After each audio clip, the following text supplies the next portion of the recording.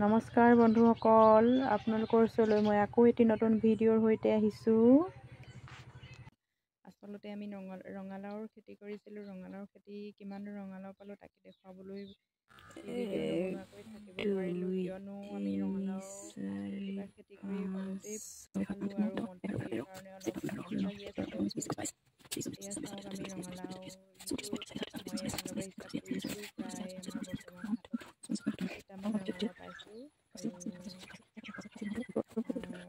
পাইছিলোঁ প্ৰায় 120-25 মানে পাইছোঁ চাগে, 25-30 মানে এনেকুৱা ধৰণৰ হ'ব। তাৰে মানে কিছুমান খালোঁ আৰু ওচৰ চুবুৰীয়া সকলোকে মিতিৰ কুটুম কাৰোবাক দিয়া হ'ল আৰু 30টামান প্ৰায় চাগে গৰু আৰু চোৰে নিলে, গৰুৱে খালে।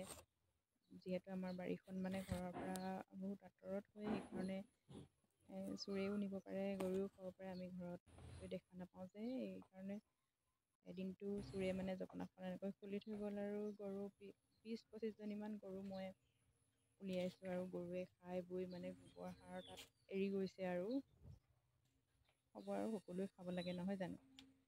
এয়া তথাপিও মানে একো বেয়া হোৱা নাই আৰু ইমানখিনি ৰঙালাও আমাৰ কাৰণে যথেষ্ট। কিন্তু ৰঙালাওবোৰ মানে ভালকৈ পুৰঠ হ'বলৈ নাপালে, কিছুমান পুৰঠ হ'ল, কিছুমান নহ'ল। এতিয়া পুৰঠবিলাক থৈ দিম আৰু অলপ দেৰিলৈকে খাবলৈ, আৰু কেঁচা ৰঙালাওখিনি এতিয়া আমি খাম, যিহেতু আজিকালি খেতিৰ দিন আহিছে নহয়। খেতিৰ দিনত ঘৰতে মানে শাক পাচলি বহুত বেছি দৰকাৰ হয় ন। ঘৰৰ শাক পাচলি অলপ দামো হয়, ঘৰৰ শাক পাচলি খাব পাৰিলে ভাল লাগে আৰু। এয়া ইয়াতে দেখিছোঁ আলু থৈছোঁ। আমি আগতে আলুৰ দিনতো মই ভিডিঅ' বনাইছিলোঁ, কিন্তু আলু কিমান পালোঁ সেইটো চাগে মই কোৱা নহ'ল নেকি।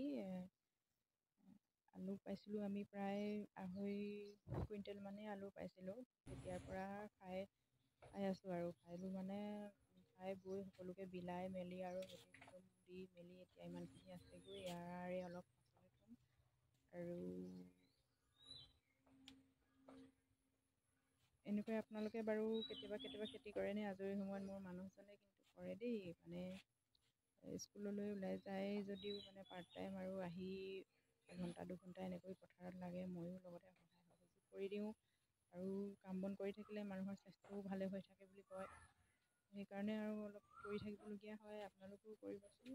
মানে শাক পাচলি যেতিয়া দাম হয় নহয়, ঘৰৰ শাক পাচলি খাবলৈ পালে মনটো খুবেই ভাল লাগে। আলুৰ যেতিয়া দাম হয়, ঘৰৰ আলু কিনিব পালে মনটো বহুত ভাল লাগে নহয় জানো।